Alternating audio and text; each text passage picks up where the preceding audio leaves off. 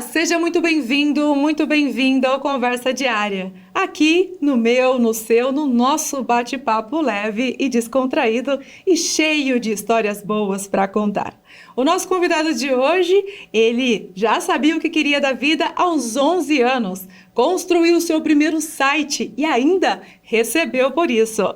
Quem vai falar conosco hoje é ele, é isso mesmo. Tudo bem, Mara? Tudo jóia, Guilherme Campagnoli. Isso. Seja muito bem-vindo ao Conversa Obrigado, Diária. obrigado. Aqui eu costumo dizer que é um bate-papo entre amigos e também tão jovem, né? Já sabia o que queria aí da sua profissão. Vamos entender um pouquinho sobre a sua história. Obrigada Obrigado. por aceitar o nosso convite. Eu que agradeço aí a audiência também da Diário do Brasil e contar um pouco da história, né? Eu comecei muito cedo com a tecnologia, incentivado pelos meus pais, especificamente pelo meu pai. Da minha mãe veio a cara sorridente. Minha mãe é muito simpática e gosta bastante de conversar. E do meu pai veio o incentivo aí. Na época, os computadores, na década de 90, ali, os computadores estavam começando a se popularizar em escritórios. Então, ele já tinha um escritório, já era home office dele. Ele trabalha, hoje que esse termo home office é mais comum, mas o dele ele já trabalhava em casa atendendo clientes por telefone, fazendo vendas, e ele tinha que ir, só que a matriz ficava em São Paulo, então ele tinha que ter o computador dele. Computador fax na época, então, e ele deixava eu brincar, fuçar, já com 9, 10 anos, já brincava, fuçava com o computador, e isso foi muito importante para mim. Para eu me descobrir enquanto profissional, eu olhava e falava assim, cara, é com isso aqui que eu quero mexer. Porque eu gostava de ficar horas e horas na frente do computador. E meu pai me incentivou porque ele, assim, eu quebrava às vezes, sabe? Eu gostava de desmontar, eu gostava de abrir o computador, eu gostava de fuçar nas pastas e achava ícones interessantes, clicava para ver o que acontecia, deletava para ver o que acontecia. E aí, com frequência, meu pai tinha que levar a fazer a famosa formatada no computador. E aí foi quando você já foi se descobrindo nessa área da profissão e aos 11 anos executa o seu primeiro site. Sim, sim. Aí na escola, no ensino médio, tinha um professor muito jovem também, e ele falou, olha, eu estou vendo isso na faculdade, e então eu não sei dizer muito bem, mas olha, se vocês quiserem construir um site, vocês abrem um bloco de notas aí, vocês vão começar a escrever desse jeito. Aí ele escreveu um trecho de código básico, padrão, na lousa, e falou, olha, é desse jeito que é a estrutura padrão de um site.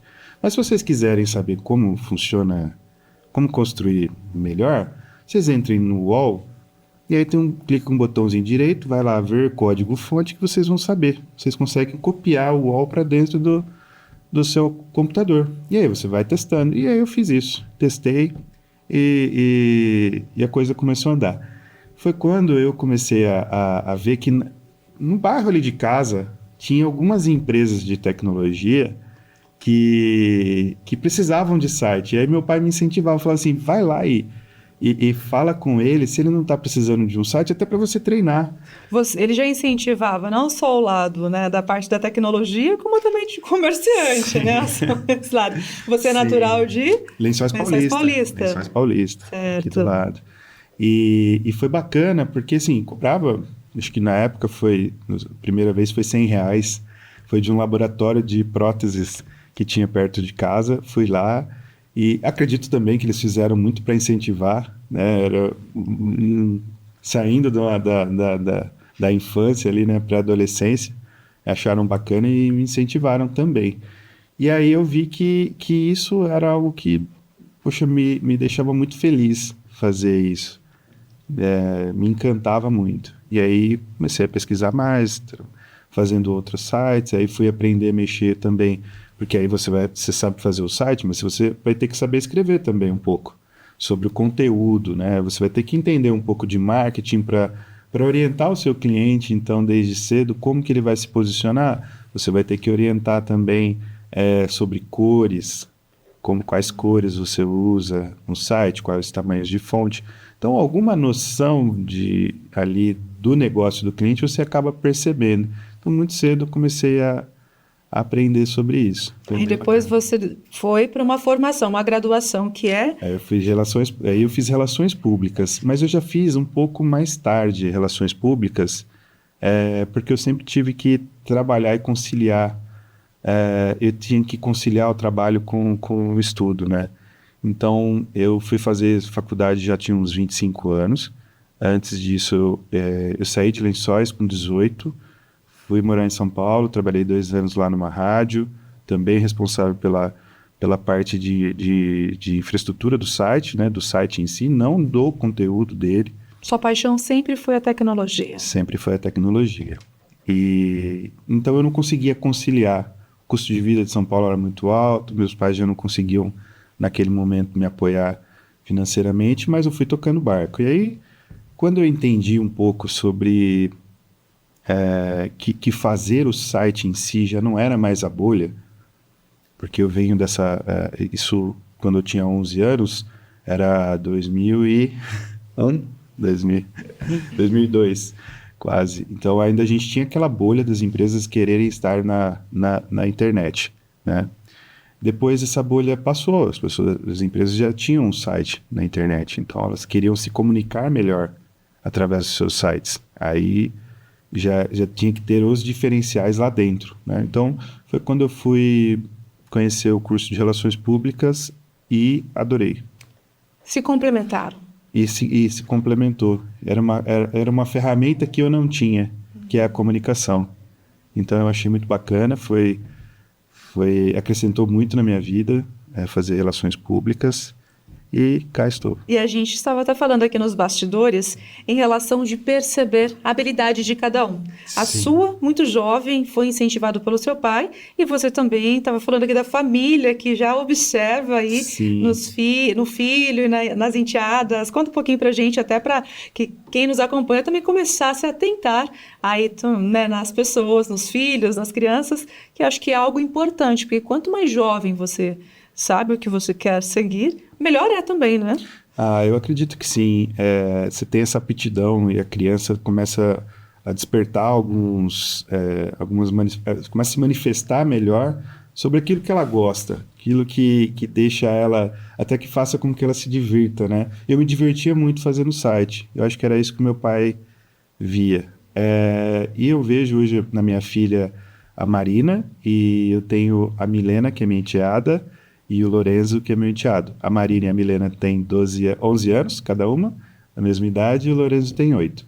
E eu percebo uma dinâmica deles, assim, que cada um tem uma forma de pensar e cada um tem uma forma de ver o mundo e aquilo que faz com que ele se divirta, assim, digamos assim.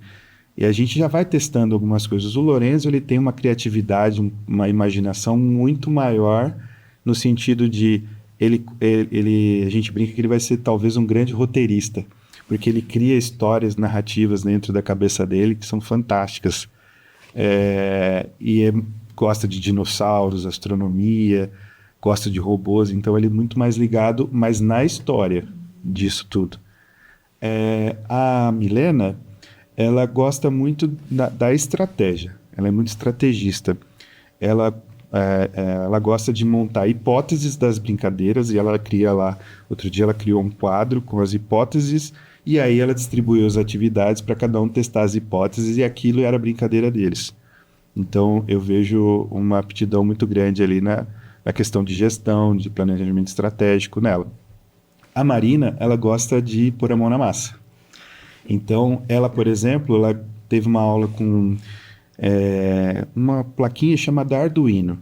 É uma plataforma onde você consegue criar algumas automações rápidas, acender lâmpada, apagar lâmpada, ligar motorzinho, desligar motorzinho. E ela se apaixonou por isso. E eu vejo que ao conversar com ela é o assunto que ela quer falar. Muito bom, muito interessante, porque assim, descobrir as aptidões, como a gente está mencionando aqui, a sua foi muito cedo também. Sim. E você já trabalhou em rádios, trabalhou em jornais, né? Dentro dessa sua trajetória profissional, como foi trabalhar nesses meios de comunicação? Bom, tinha a dinâmica de veículo de comunicação é totalmente diferente do mundo corporativo que eu estava lidando fazendo sites. Então, eu fazia site para para uma clínica era uma velocidade. O público que vai consumir aquele conteúdo da clínica tem um perfil diferente de quem está consumindo informação. E a resposta de um veículo de comunicação para quando eu comecei a trabalhar com site era muito mais rápida. Isso também me deixou apaixonado. Por isso que eu fui construindo minha carreira em cima de veículos de comunicação. Em rádio, por exemplo, eu achava fantástico o locutor ele entrar e falar assim, tem uma promoção nova, corre no site para se cadastrar. E aquilo, eu já me preparava, às vezes dava até frio na espinha, falava assim, meu Deus, vai vir uma audiência aqui que vai cair tudo, vai derrubar o site inteiro. E muitas vezes aconteceu. A audiência era tão grande, chegava no site tudo de uma vez, e a gente tinha que comportar aquilo, né? E fazer com que a experiência do usuário também fosse bacana. Além da informação, eu me lembro quando eu estava em São Paulo, caiu o avião da TAM, e a gente tinha que correr para dar aquela informação, mesmo numa rádio que não era de notícia, mas dar aquela informação e as pessoas buscando. Então, também tinha um papel importante para comunicar, né? Então, o meu trabalho ali era ter uma boa estrutura, entregar uma boa experiência para que as pessoas pudessem consumir. Isso foi em Bauru mesmo? Porque em Bauru você atuou também, né? Nas rádios. Também, mas esse cenário que você nos apresenta não era em Bauru? Não, mas a velocidade é a mesma. A velocidade é a mesma, independente. A velocidade é a mesma. Eu lembro de quantos carnavais a gente já cobriu, e eu participei de inúmeros carnavais, montar estúdio na beira do Sambódromo ali de Bauru. Alguma situação aí inusitada para você compartilhar conosco? Você lembra? Inusitada, bom, teve... Deve ter várias, né? Mas alguma em particular aí que você gostaria de compartilhar? Eu acho que nós tivemos que fazer coisas que deram erradas, assim, né? Mas a gente já chegou a contratar uma van para a gente montar um estúdio e aí ligar câmeras no Vitória Regia inteiro. E não deu certo de ligar todas as câmeras. A gente acabou tendo uma câmera só e a van que a gente acabou não utilizando. Então são coisas que são imprevistos que acontecem, mas na intenção de levar a informação através da internet. Mas aí deu errado. E atualmente, hoje, você trabalha que é na área do sucesso do cliente, é isso? O que seria... Esclarece para a gente como que funciona. O sucesso do cliente, ele é como se fosse o advogado do cliente dentro da empresa. Então, você tem toda a operação da empresa funcionando, os departamentos funcionando certinho, mas às vezes o cliente ele precisa ter uma voz lá dentro para pegar e falar assim, mas o cliente tem razão. A gente precisa se empenhar mais, a gente precisa se esforçar mais. A gente tem que pensar que a jornada dele, desde o primeiro bom dia que ele recebeu de qualquer pessoa sobre a nossa empresa, da nossa empresa, já seja algo que entrega valor para ele. Então, a proposta comercial, quando a gente vai fazer, passa por um olhar de sucesso do cliente, que você entendeu de fato qual que é a dor do cliente? O que é que ele está precisando? E as informações que você está passando para ele são informações relevantes? Então, são todos os pontos de toque, de contato que a gente tem, que a gente tenta fazer entrega de valor e ser a voz ativa lá dentro da empresa. E sai cada briga. Verdade. Brigas boas, brigas em bom sentido, que faz a empresa crescer, faz a empresa amadurecer. Porque uma empresa de tecnologia, muitas vezes, é formada por técnicos.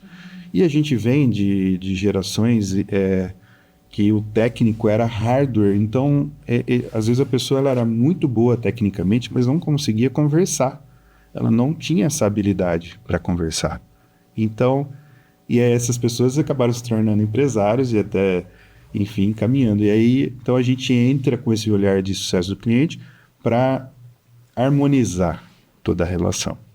Hoje você tem uma empresa voltada para esse segmento. Sim. E essas habilidades de você ter se descobrido tão jovem e ter tido esse incentivo foi importante para você?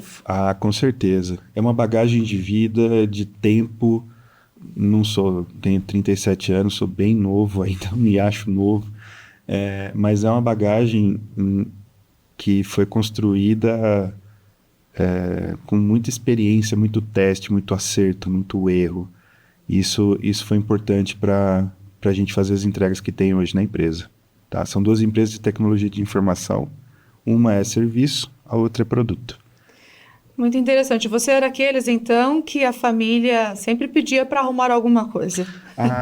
Isso era Sim, já sim, algo natural que com já certeza. observavam em você. Também Controle porque do ar-condicionado, a cafeteira, a TV, controle da TV, isso que sim. para você era uma alegria. Na verdade, era uma diversão. Não, já fui, já me houve casos de, olha, ligarem para minha mãe, vem jantar aqui em casa, mas traz o Guilherme, porque não está conectando na internet. O jantar era só um Era pretexto. comum, era comum, era bem Muito comum. interessante. Olha, vou querer que você também mencione para a gente agora, né, nessa modernidade que nós estamos na atualidade, com as inteligências artificiais, que é algo também que impacta não somente o jovem, mas também, né, a geração anterior. Sim. Né? Acho que é muito importante a gente mencionar sobre isso. Porém, nós vamos para um rápido intervalo e a gente volta já. E você, continue com a gente, não saia daí. Voltamos já já. Até mais.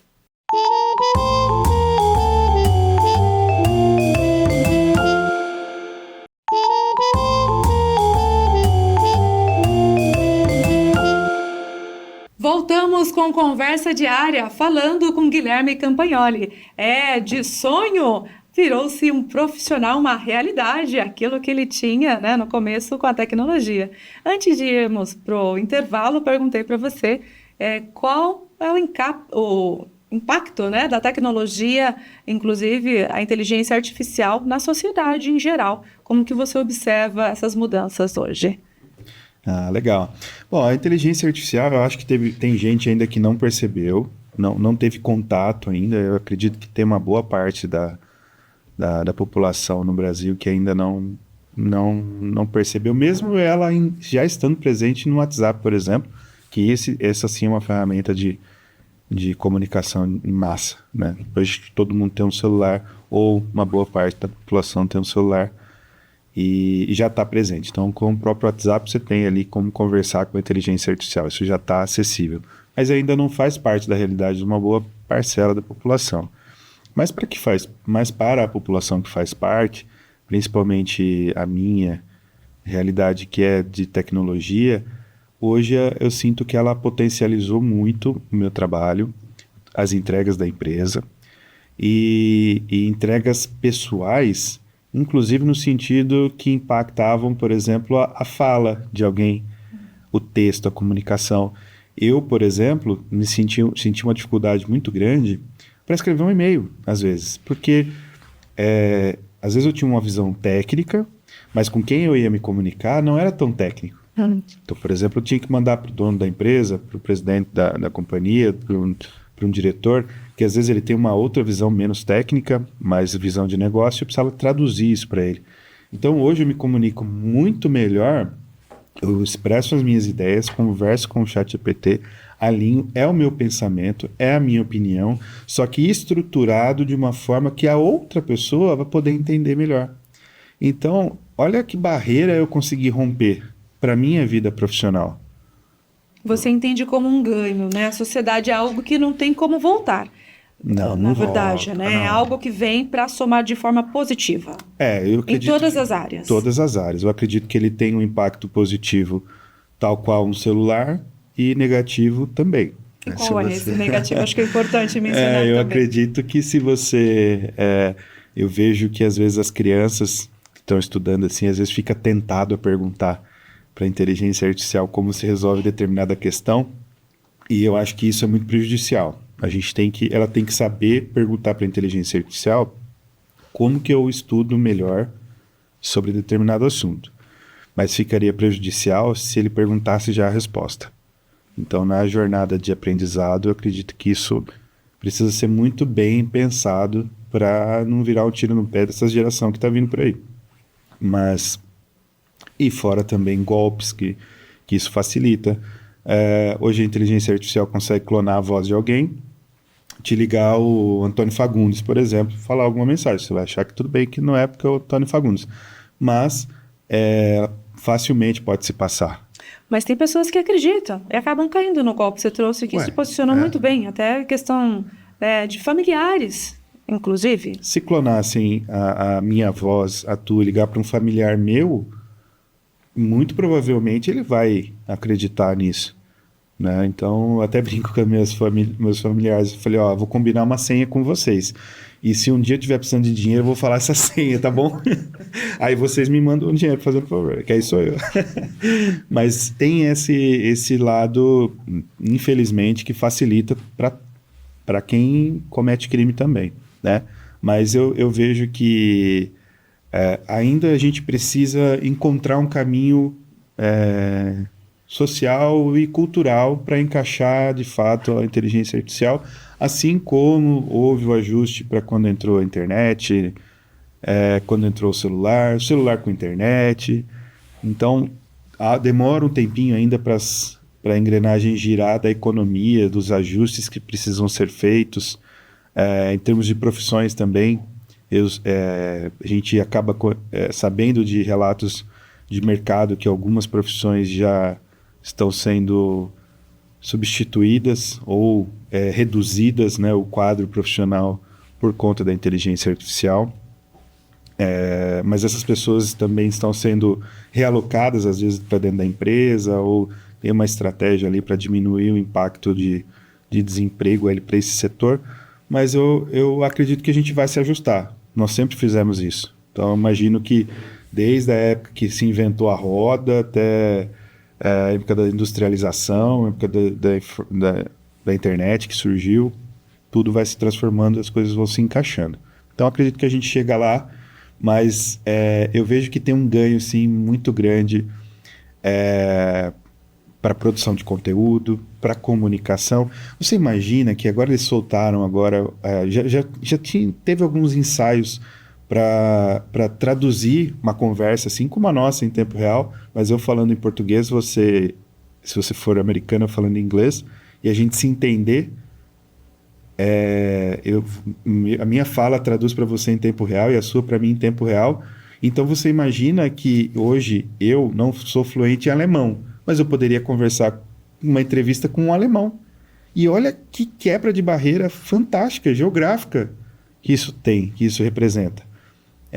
Eu poderia, por exemplo, sem conhecer japonês, ir para o Japão e me adaptar, e com o tempo, o japonês entrando na minha cabeça, o idioma japonês, e aí com o tempo consigo falar, de repente, o idioma japonês.